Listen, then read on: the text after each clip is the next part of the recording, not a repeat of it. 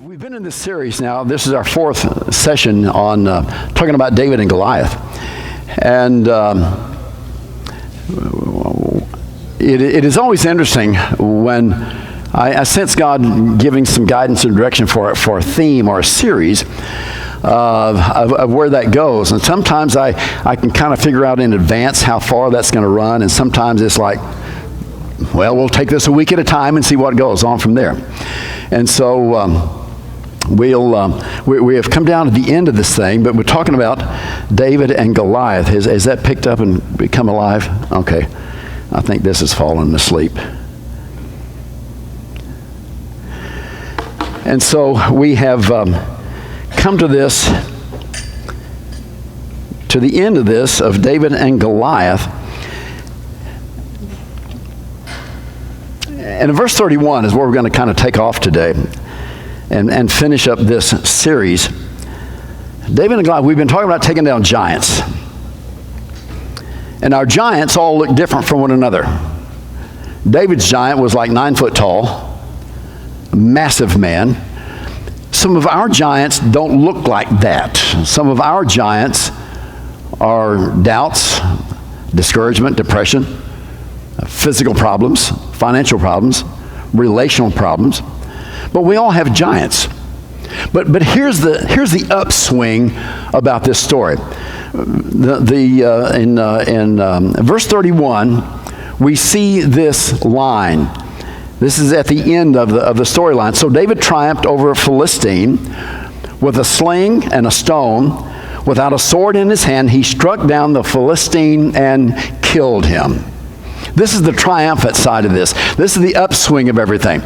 This is how the story ends. David, this teenage boy, stood victoriously over a defeated giant named Goliath. In a matter of hours, a shepherd boy, armed with a sling and a stone and a staff or a stick, and by the way, and his faith, took down this fearsome giant that had been taunting and terrifying the Israeli army for 40 days. Now, when you start to break down 40 days, you can figure about 6 weeks' time, thereabouts. So you figure a full month, this had been going on every morning and every evening. The giant would come out and would terrify the Israeli army. He would taunt them, wanting to send someone out to fight him. For 40 days, this had been going on. Most of us, if not all of us, have giants in our lives that need to be brought down and killed and destroyed. I believe sometimes in one of these messages that we've been talking about with David and Goliath, that God has spoken to your heart about a giant in your life. And for everyone listening, the giant is different. Some of you may have a giant of fear or worry or anxiety. I've told you before, I love my mom deeply, but mom was the world's greatest worrier. She would worry if the sun was going to come up. Mom, it's going to come up. I promise you, it's going to. And some people just built that away. They seem to worry and have a lot of anxiety. Well, for some, the battle with the giant may be doubt or pride or jealousy. For some, the giant may be your health. And again, you're wondering if you're going to outlive your mind or outlive your body. Medical science is so good today. Medical science is so... We've been sharing with you from time to time. Nita has an uncle down in Houston. He's the only one left of his siblings. And his body is in good shape, but the mind is slipping away. Ever so slowly. Sometimes we find the opposite. Our mind is strong, but the body begins to die. For some of you, the giant you are facing is that of finances. You don't know if you're going to have enough money to live. I've got a relative who worries, I think, about that constantly. Constantly worrying, am I going to have enough? For some, the your giant is anger. For some of you, the giant may be your children or grandchildren. For some of you, it may be your parents. It may be a brother or a sister or an aunt or an uncle. But for some of us, and some of us, it may be guilt. It may be depression or discouragement. Or for some still, it may be an addiction. that you must overcome. The giant needs to fall. Everyone has some giant in their life that needs to be defeated. The 23rd Psalm was one of the most precious Psalms, and most of us know it without even really thinking about it. But in verse 4 of the 23rd Psalm, David writes, "Even though I walk through the valley of the shadow of death, I will fear no evil, for you are with me, your rod and your staff, they comfort me." Now, those are great words. You read the 23rd Psalm, you think, wow, that's some awesome writing by David. We don't know exactly what period of life this was, of David's life, that this was written in. Some theologians believe it was in the latter part of his life, and he was looking back. He was looking back at the years that he had grown up. A young man might not be so contemplative or so solemn about writing about this. And I've wondered, when David wrote those words, was he thinking about that day in the valley of Elah? Even though I walk through the valley of the shadow of death, you are with me. David knew that God had everything in control. He recognized during the dark times that God was on his side, walking through the valley with him through that situation. You can have that same trust that God would walk with you through your valley and through your situation and face your giant as what David experienced that day in the valley of Elah. David would go on the right in the very next verse in Psalm 23 verse 5. "You prepare a table before me in the presence of my enemies." Now, you prepare a table before me is God's provision. He's going to take care of you. How many of you know, without a doubt, God's going to take care of you?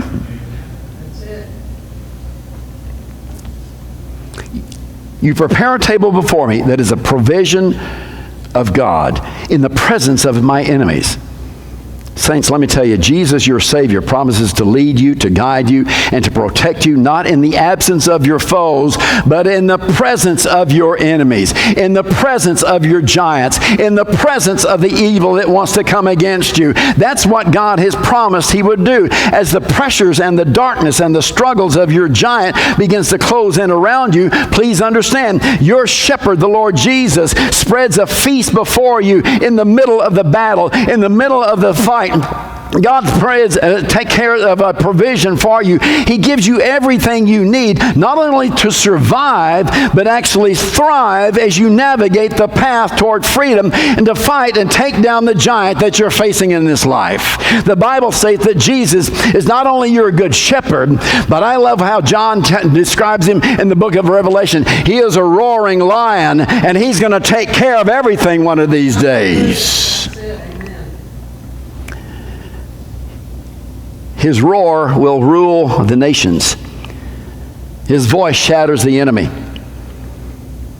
But for a while, Satan has been allowed to prowl and look for cracks through which he can insert himself into our mind and our situation. Please understand, church, the battle begins in your mind. It begins in the space between your ears. Sometimes that's the most dangerous place to be. It gets crowded in there sometimes because you got too many voices talking to you about what you need to do and what you don't need to do. That can be a battlefield of its own in your mind.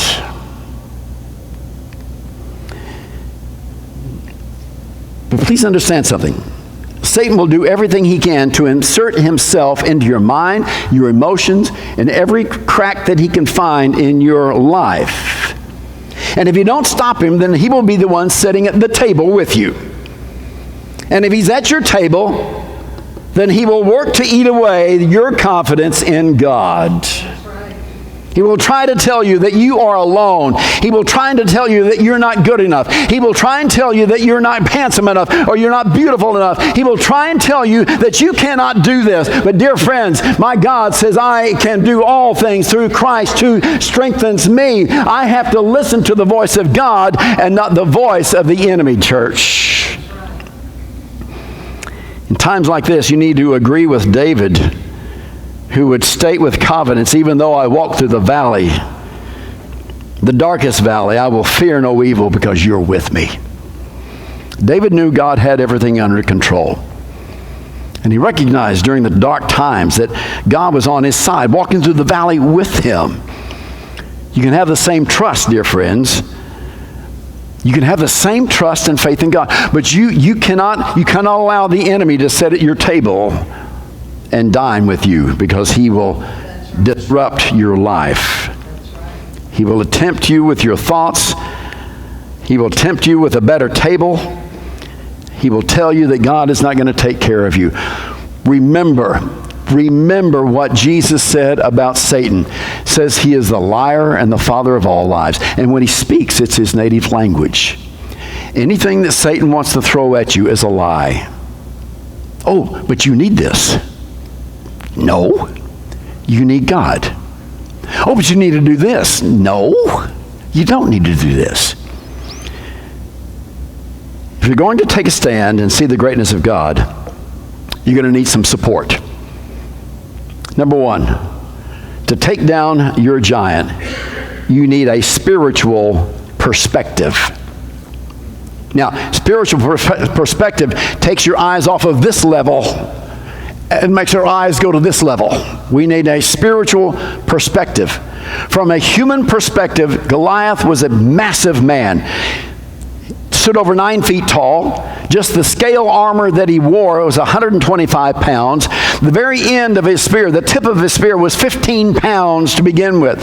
And he challenges Israel to a representative battle, their champion against him. And the loser's people would become slaves to the winner's people. From a human perspective, Goliath was a formidable enemy. But that was precisely the problem. Saul and the army of Israel were viewing the situation with Goliath from a human perspective. Look down to verse 25. Have you seen this guy? Have you seen this giant? They're asking one another. They were allowing the worldly point of view of Goliath to go unchallenged. But David saw things from God's perspective, and he challenged what Goliath said. Looking down to verse 26 and again down to verse 36. Who is this uncircumcised Philistine that he should taunt the armies of the living God? Notice his perspective changed. The armies of the living God, not the armies of Israel, but the army of the living God. Goliath would say in verse 8, why do you come out and line up for battle? Am I not a Philistine, and you not the servants of Saul? Please understand, the Israelite army was not the servants of Saul. They were the armies of the living God.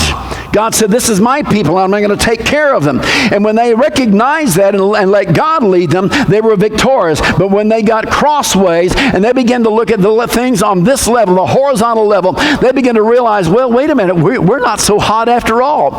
We're not so good after all. We might get whipped here. And that is the human perspective that you've got to change. You've got to get rid of that. David had a spiritual perspective. Saul and the armies of Israel were afraid because they saw this conflict from their small, puny arms and muscles against Goliath's mighty muscles. And so their weapons were so small compared to Goliath's impressive weapons. And their experience in warfare was not near what the experience of Goliath had.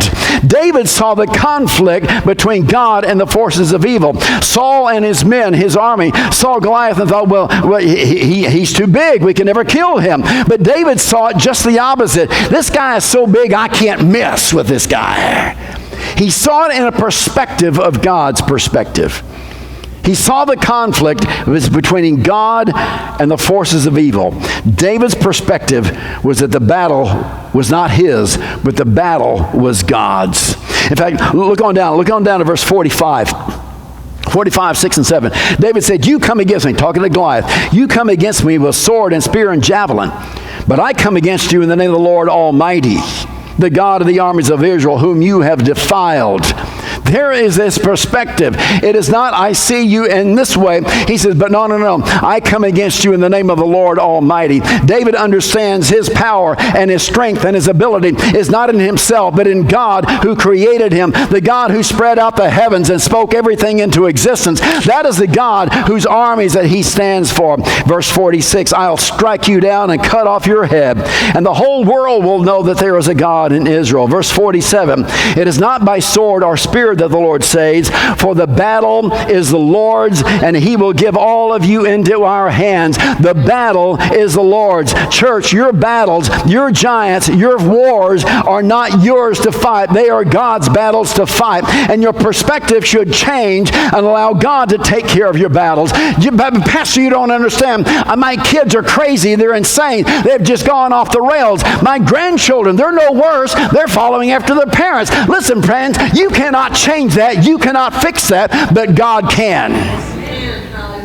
Oh, but if I just manipulate, no, stop it. Just stop it. That's right. You will manipulate them to the point that they will turn their back upon you and say, who are you? You've got to realize they're adults and they will make their own decisions. But here's the thing. My God is a great God. My God is a great king above all kings.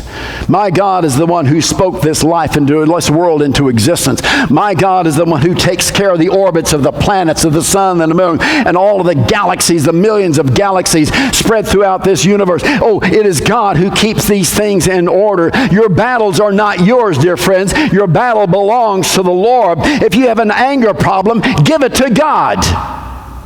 No, I'll just get angry again. No, you won't.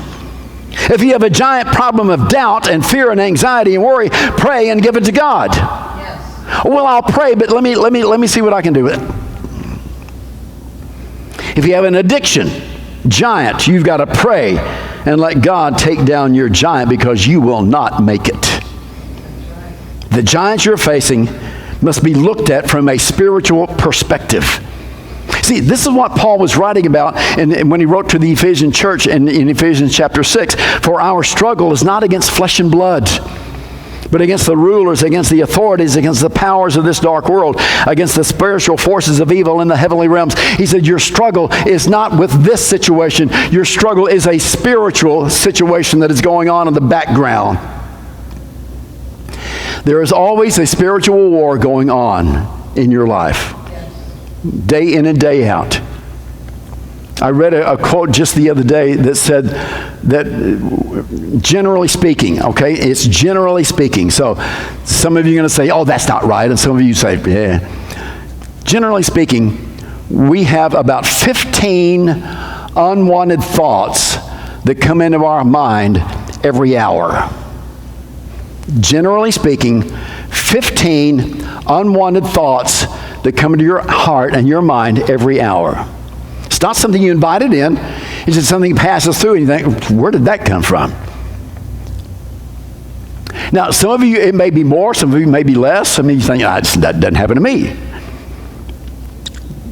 What Paul is saying, for our struggle is not against flesh and blood. And when he starts listing these things, he talks about rulers, he talks about authorities, he talks about the powers of this dark world and against the spiritual forces of evil in the heavenly realms. Some theologians believe that the rulers, authorities, powers of this dark world are spiritual entities, or classifications, or rankings of demons. Our struggle is not here, church, but the struggle is a spiritual struggle. And because it is a spiritual struggle, the only way you're going to get past it is from a spiritual perspective.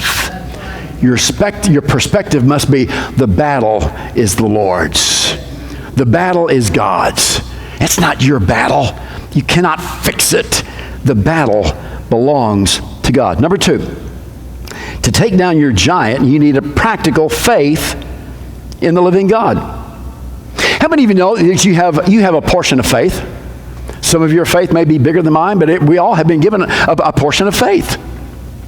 Whether we use it or not, we still have been given. David didn't have what I would call generic faith. Okay? I would call it generic faith. In other words,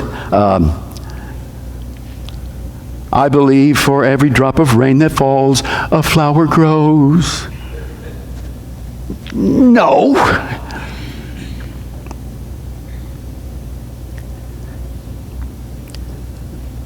Generic faith is a thing. It doesn't matter what you believe, you just believe. Well, no.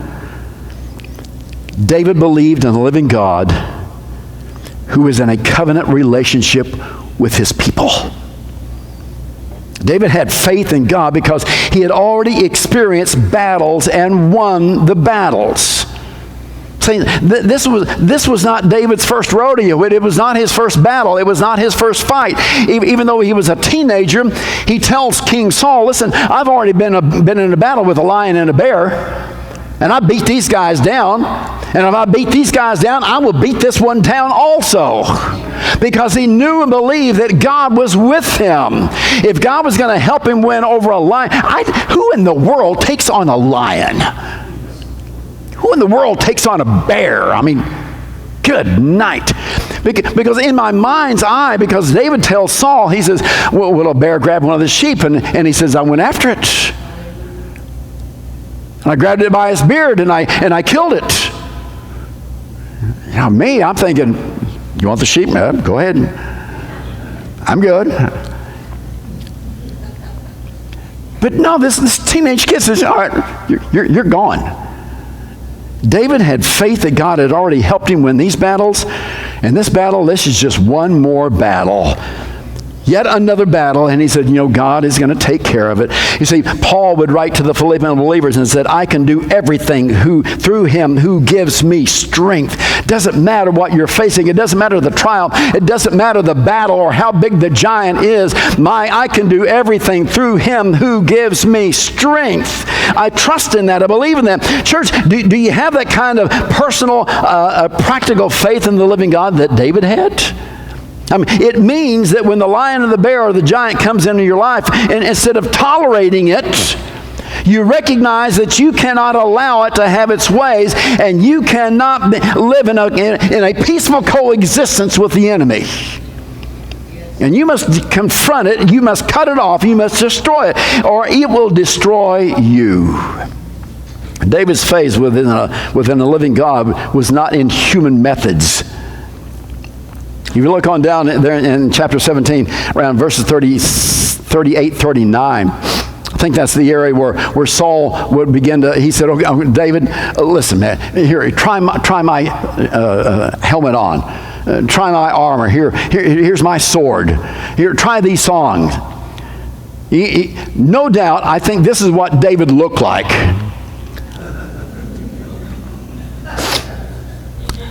I really got to believe that's what David looked like. This is, by the way, if you don't know, this is Randy from a movie called A Christmas Story. You'll know better by You'll Shoot Your Eye Out. But in my mind's eye, when I was working on this week, I thought, wait a minute, Randy, this is what he must have looked like. The helmet was down over his eyes. He couldn't see diddly. He's got a sword he's never messed with. He's got this belt, and he's got all this equipment clanging around. After a while, David said, no, listen, I haven't tested these. I haven't proved these. And it was at that point Saul says, go and the Lord be with you.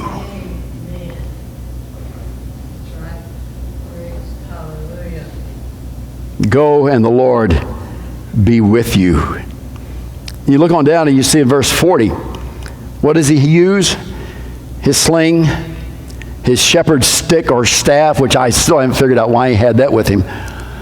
But he scoops up 5 smooth stones out of the creek that is nearby. And that's all that he needs, because that's all he had ever used. That's all he had ever tested. That's what he knew.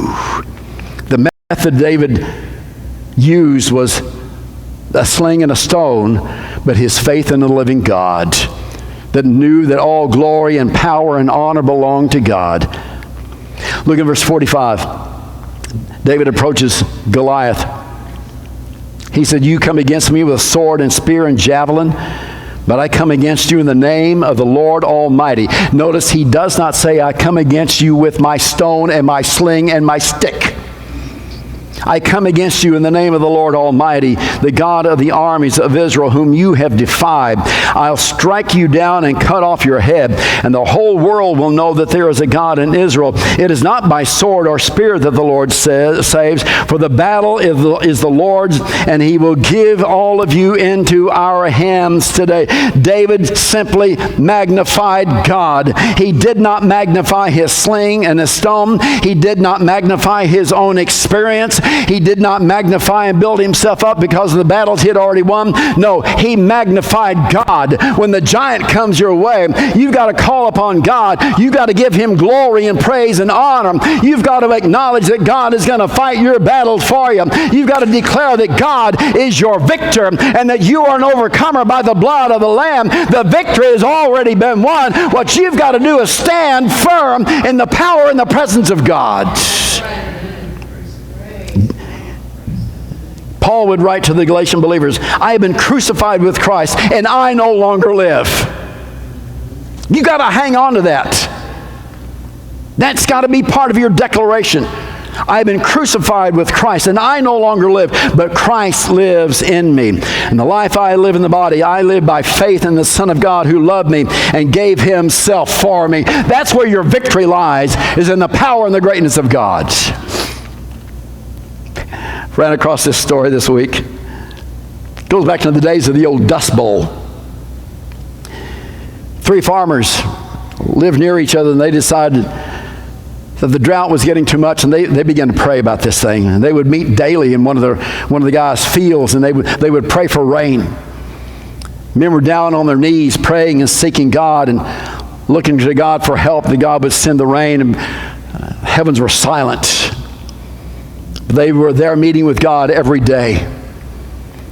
One morning, a guy comes walking by out in the country, and he stopped to see what was going on. And he said, what are you guys doing? They said, well, we're praying for rain. And our guy looks at him and says, no, I don't think so. First farmer says, of course we're praying. We're down on our knees pleading for rain. I mean, look around at the drought. We've been praying for rain for more than a year. And the outsider kind of nodded his head and said, yeah, I don't think that's what you're doing. The second farmer jumps in and says, we need rain. We're not asking this for ourselves, but for our families and our livestock and the whole community around here. And the guy said, I don't think so. Yeah, I think you're wasting your time. Third farmer by now is getting a little ticked, and he said, okay, what would you do if you were in our shoes? And the guy says, you want to know what I'd do? I said, yeah, we want to know what you would do. Our future is at stake in this thing. The guy wandering by said, I would have brought an umbrella.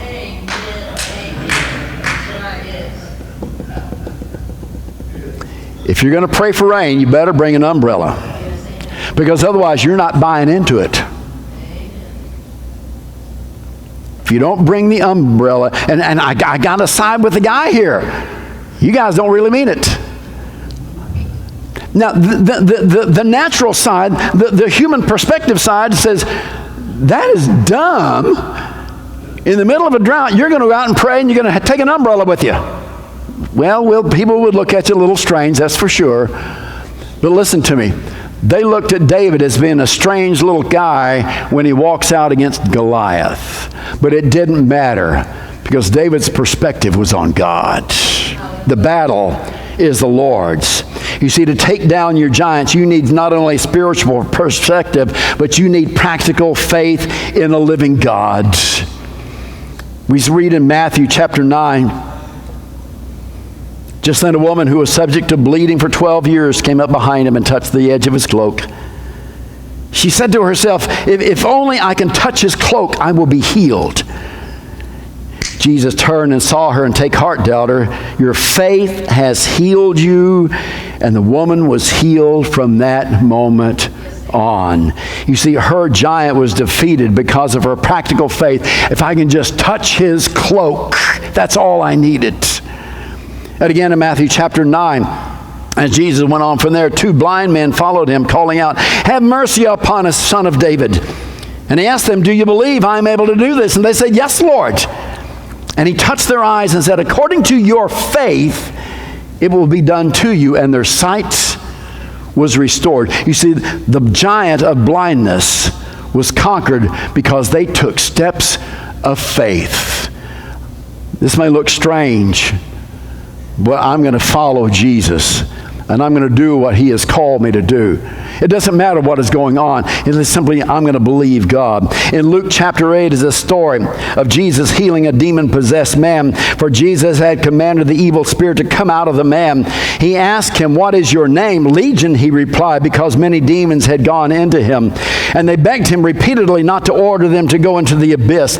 A large herd of pigs was feeding down there on the hillside. The demons begged Jesus to let them go into and he gave them permission. And the demons came out of the man. The demons came out of the man. Verse 28, when they came to Jesus, they found the man with whom the demons had gone out sitting at Jesus' feet, dressed and in his right mind. What caused the difference? It was because he put faith in God. He put faith in the name of Jesus. He put faith in who Jesus was, the healer, the deliverer. Dear friends, your spiritual perspective must change to that of God, but your practical faith must come into play. I may look stupid, but I'm going to do what I believe God has called me to do. I'm going to take a step of faith. Listen, to understand something. What did Peter look like when he began crawling out of the boat to walk on the water? All those other guys saying, "You're dumb, boy." But no, he says, by faith, and he steps out of the boat. Sometimes we've got to get out of our comfortable place. Yes, that's right. To take a step of faith. Our battles are not our own. Our battles belong to God, who has the ultimate power to deliver and conquer the giants that you're facing. Yes. If you're battling with giants, and if your giants are not coming down, you got to change your perspective. You're going to have to take steps of faith. Yes, that's right. And let God take care of your battle. It starts with a step of faith. A step of faith. It has fascinated me the past 3 weeks when people have stood because of facing the giants. And at one time or another in the past 3 weeks, almost every one of you have stood and said, "Listen, I've got a giant I can't control. I cannot fight this thing. It's not coming down, and I am sweating bullets." This I know, that the battle is the Lord's. Yes, hallelujah. And you gotta get your eyes off of what it looks like. You've got to get your eyes off of what the doctor says. You've got to get your eyes off of what the report says. You've got to get your eyes off of what the bank account says. You've got to get your eyes off of whatever it is that is captivating your attention right now. You've got to get your eyes off of that. You've got to begin to look to God, because the battle is His. So you've got to change your perspective, but you've got to take practical steps of faith that says, I don't care what this looks like. I'm going to trust God. That's right, amen. So here's the deal, church. Whatever the giants you're fighting, I want you to take a step of faith and come to an altar. I don't know what it is. It may be fear and doubt. It may be anxiety. It may be finance. I don't care what it is. That's between you and God. But this what I do know. If you will take a step of faith. He said, Pastor, just coming to an altar, that's nothing. No, it is a step of faith of saying, I believe that God is going to help me change my perspective, but I'm going to take a step of faith, because the battle's not mine, the battle is God's. The battle is not yours, it's God.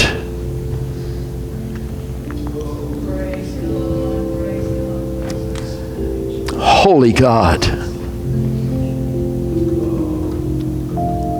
Holy God.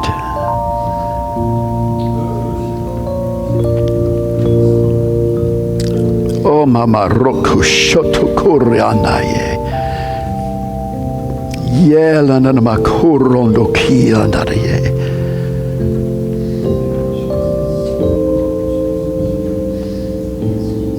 Oh, ma koratu kushela lianai.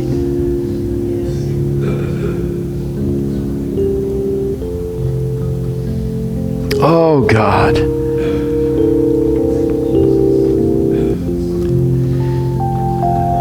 those of you that come, begin to acknowledge what the giant is. You say, wait a minute, I know what it is. I know that, and you know that. Well, one of the first things you can do is acknowledge it to God. Confess that. Open it up. Well, Pastor, does he already know it? Yes, he already knows it, but there is a point of speaking it, naming it, bringing it before God.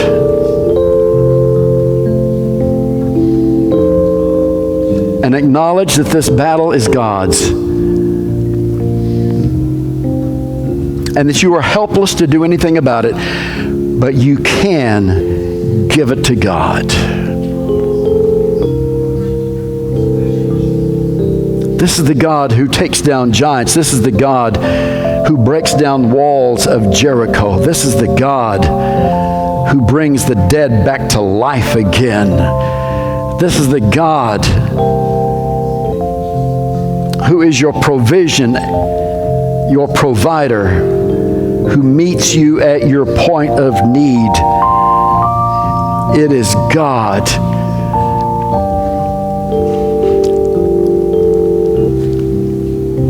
Come to him. Come to Jesus. Come to Jesus.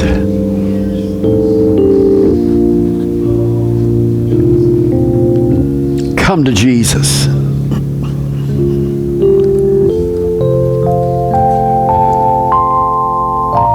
Come to Jesus. Holy God. Holy God.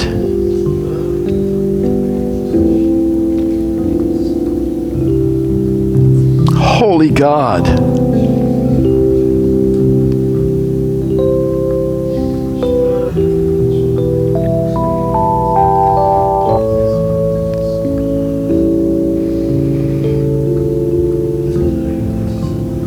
Holy God.